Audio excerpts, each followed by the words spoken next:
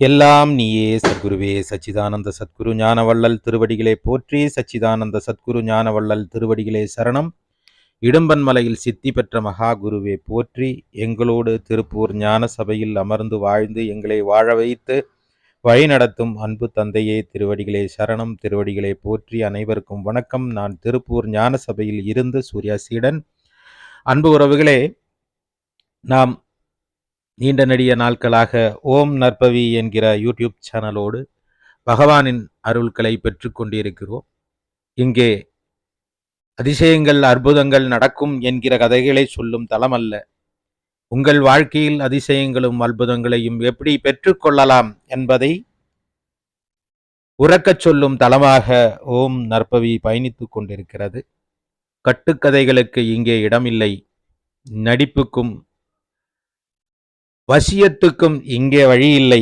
நாங்கள் உங்களை இறைவன் அருளை பெற்று எடுப்பதற்காக அழைத்து செல்லுகிறோம். எங்களோடு பயணித்து வரும் அனைத்து ஆத்மீக அன்பர்களுக்கும் உறவுகளுக்கும் நன்றி கலந்த வணக்கத்தை தெரிவித்துக் கொள்கிறேன்.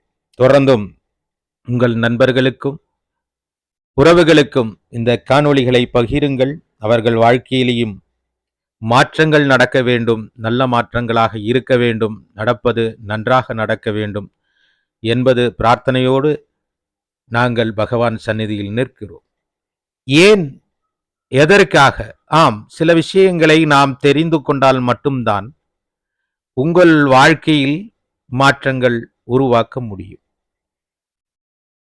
என் வாழ்க்கையில் நடந்த ஒரு சம்பவம், எனக்கு திருமணமாகி 8 ஆண்டுகளுக்கு பிறகுதான் ஒரு குழந்தை கிடைத்தது. 8 ஆண்டுகள் பகவானோடு பயணிக்கிறோம். 8 ஆண்டுகள் காக்க வைக்கிறார். காத்திருந்து பகவானுக்கு பிடித்த அந்த நேரத்தில் அந்த குழந்தையை பெற்றெடுப்பதற்கு எனக்கு அனுமதி கொடுத்தார், அனுகிரகம் கொடுத்தார். இந்த கதையை நான் உங்களிடம் சொல்லுவதால் உங்களுக்கு என்ன பலன்? நீங்கள் என்ன நினைப்பீங்க? ஆமாம், நானும் கணக்கம்பெட்டிக்கு சென்றால், நானும் பகவானை வழிபட்டால் என்னுடைய தேவை நடக்கும், கொஞ்சம் தாமதமாக இருந்தாலும். இதில் ஒரு சூட்சுமம் இருக்கிறது. என்னவென்றால், அதற்காக பகவான் செய்ததென்ன, நான் செய்ததென்ன, இதைத்தான் நீங்கள் தெரிந்து கொள்ள வேண்டும். நடக்கும் என்பது உறுதி. ஏனென்றால் அவர் இறைவன், நான் மனிதன். நமக்கு நாமே நல்லது செய்து கொள்ள முடியாது. ஆனால் இறைவன் கட்டாயமாக நம் வாழ்க்கையில் நல்லது செய்வதற்கு சக்தி படைத்தவனாக இருக்கிறார். நம்மளால அது முடியல. அந்த சக்தியெல்லாம் நம்மகிட்ட இல்ல. அப்ப நாம அந்த சக்தியை இறைவனிடம் பெற்றெடுப்பதற்கு என்ன செய்ய வேண்டும் என்பதுதான் தொடர்ந்து இந்த சம்பவங்களை நாங்கள் உங்களிடம் சொல்லிக் கொண்டிருக்கிறோம். தொடர்ந்து எங்களோடு பயணியுங்கள். எங்கள் காணொளிகளை முதல் முறையாக பார்ப்பவர்கள் கீழே இருக்கும் மற்ற காணொளிகளையும் பாருங்கள், சப்ஸ்கிரைப் பண்ணுங்க, நண்பர்களுக்கெல்லாம் பகிருங்க. அவர்கள் வாழ்க்கையும் மாறட்டும். உண்மை சம்பவங்களை, உண்மை செய்திகளை உபதேசங்களா? ஆமாம், உபதேசங்களாகவே வைத்துக் கொள்ளலாம். ஏனென்றால் உபதேசம் செய்வதற்கு ஒரு குரு அவசியம்தானே. சில பேரெல்லாம் நம்மளை குழப்பி விடுவாங்க. பூமியில் மனிதனாக பிறந்தவர்கள் யாரும் குருவாக முடியாது. அப்படியா அப்படின்னு சில பேர் சொல்றாங்க. ஆனா அது உண்மையா? இல்லை. ஏனென்றால் எதையும் கற்றுக் கொடுப்பதற்கு ஒருவர் இருக்க வேண்டும். கற்றுத் தருபவர் தான் குரு, இல்லையா? பாடம் கற்றுத் தருபவன் குருதானே. ஒரு பயிற்சியை கற்றுத் தருபவன் குருதானே. ஏதோ ஞானத்தை கற்றுத் தருபவன் குருதானே. கற்றுக்கொள்ளுபவன் சீடன் தானே. உண்மைதானே? அப்போ ஒரு குரு கட்டாயமாக இருக்க வேண்டும். மனிதர்களாக பிறந்தவர்களும் குருக்களாக இருப்பதுண்டு. ஆனால் கோடியில் ஒருத்தனாக இறைவன் மறிந்த உடல் எடுத்து வருவதுண்டு. அதில் கோடியில் ஒருவனாக நம்மோடு வாழ்ந்தவர் நமது பகவான் கணக்கன்பெட்டி பழனிசாமி சாமிகள் என்கிற, அங்கே இருக்கும் மனிதர்களால் மூட்டை சுவாமிகள் என்று அழைக்கப்பட்ட நமது பகவான். பகவானது பேரு மூட்டை சுவாமிகள் அல்ல, அவரது பேரு பழனிசாமி சாமிகள். சச்சிதானந்த சர்க்குரு, இதுதான் அவருடைய பேர். இவர் யாராக நம்மோடு இருக்கிறார்? நம் மூச்சு காற்றாக நமக்குள்ளே இருக்கிறார். நம் தந்தையாக நம்மோடு இருக்கிறார். நம் தெய்வமாக இருக்கிறார். எப்படி அழைப்பது என்றே தெரியவில்லை. ஏனென்றால் அவர் இறைவனாக நம்மோடு வாழுகிறார் என்பதை நீங்கள் உணர வேண்டும். எப்படி உணர வேண்டும்? மீண்டும் மீண்டும் நான் பலமுறை பதிவிட்ட செய்தியை மீண்டும் சொல்லுகிறேன். இறைவன் உனக்குள்ளே வாழ்ந்து கொண்டிருக்கிறான். இறைவனை பட்டாம்பூச்சியாகவோ வெட்டுக்கிளியாகவோ மற்ற பூச்சி வகைகளாகவோ பார்க்காதீர்கள். ஏன் அது வருகிறது என்றால், இறைவனை உணர்ந்த அந்த உயிரினங்கள் உங்களுக்குள்ளே இருக்கும் இறைவனை அது உணர்ந்து உங்களை தேடி வருகிறது. நீங்கள் பகவானை விட்டுவிட்டு இறை சக்தியை விட்டுவிட்டு பட்டாம்பூச்சிக்கும் வெட்டுக்கிளிக்கும் பின்னாடி போய் விடக்கூடாது. பல பேர் அடிச்சு சொல்லுவாங்க, சாமி பகவானோட ஆசீர்வாதம் எல்லாம் எனக்கு நல்லா கொடுத்துட்டு தான் இருக்கிறாரு, ஆனா எனக்காக ஒன்றும் செய்ய மாட்டேங்கிறாரு. இதுவரைக்கும் நீ பகவானே உணரலைங்கிறது தான் பிரச்சனை இங்க. ஏன்னா எப்படி ஆசீர்வாதம் கொடுக்குறாரு? பட்டாம்பூச்சி வந்து தலையில தட்டிட்டு போகுது, பறந்து உட்காருது, பறந்துட்டு போகுது. அப்போ பட்டாம்பூச்சி பகவானான்னு கேட்டா நிச்சயமாக பட்டாம்பூச்சியை பிடிச்சி ஒரு அமுக்கு அமுக்கி பாருங்க அப்படின்னு நான் சொல்லுவேன். என்ன ஆயிரும்? ஐயோ சாமி செத்து போயிடும். ஏங்க உங்க கையால பிடிச்சி அமுக்குனா செத்து போகக்கூடிய ஒரு பூச்சியை பகவானா நீங்க எப்படி பாக்குறீங்க? பார்க்க முடியுமா? நீங்களும் யோசிச்சு பாருங்கள். நம் கை மெலிசாக அமர்த்தி விட்டால் செத்து போகக்கூடிய ஒரு பூச்சியை பகவானாக நினைக்கிறோம். ஆனால் நமக்குள்ளே செயலாற்றுவதற்காக நம்மோடு நின்று கொண்டிருக்கும் பகவானை நாம் மறந்து விடுகிறோம். விட்டு போட்டு பட்டாம்பூச்சிக்கு பின்னாடி போகாதீங்க. உண்மையான உபதேசங்கள் சொல்லுபவர்களை கேளுங்கள்.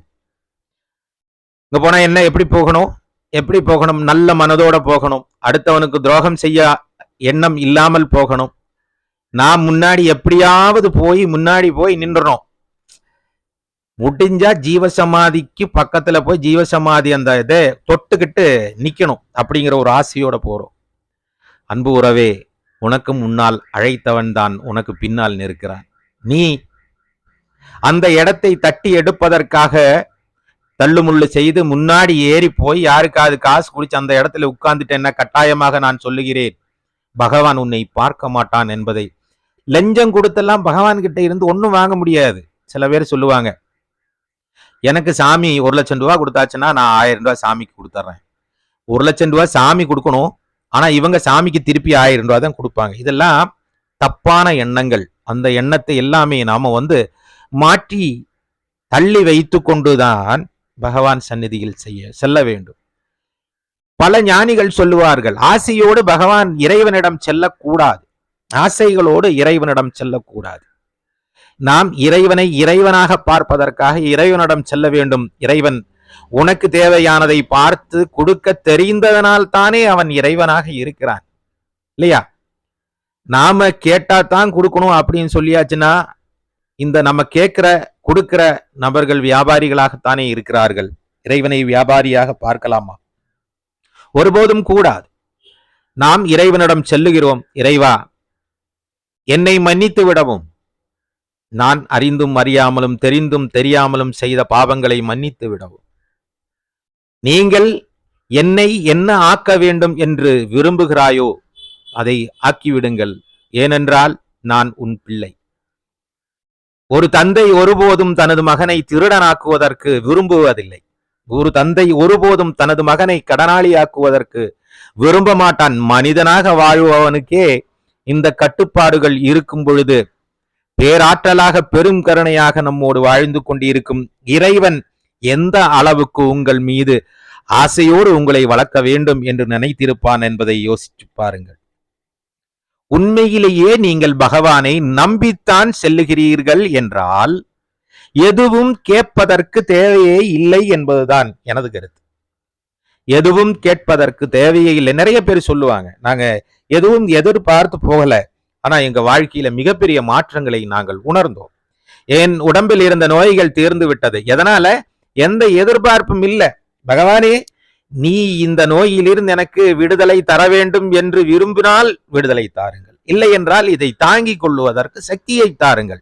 நியாயமான கேள்விதானே? பகவானே, இந்த கடனில் இருந்து என்னை மீட்டெடுங்கள். மீட்டெடுப்பதற்கு நீங்கள் எனக்கு கருணை காட்டவில்லை என்றால் ஒருவேளை நான் இல்லாமல் போய்விடும். அதனால் இந்த கடனை அடைப்பதற்காவது எனக்கு ஒரு வழியை காட்டுங்கள்.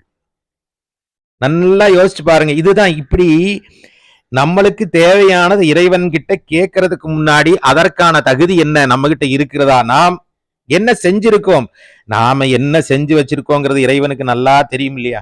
எதனால கடன் வந்ததுன்னு தெரியும் இல்லையா? எதனால நோய் வந்ததுன்னு தெரியும் இல்லையா? எதனால குழந்தை இல்லைங்கிறது தெரியும் இல்லையா? எதனால பிரச்சனைகள் நம்மை சுற்றி இருக்கிறது என்பதை நமக்கு தெரியும் இல்லையா? நாம் எந்த தப்புமே நான் செய்யல, நான் ரொம்ப நல்லவன் என்று நினைக்கிறோம். மாறுங்கள், இனியும் ஒரு நல்ல காணொளியில் சந்திக்கலாம். நன்றி, நற்பவி.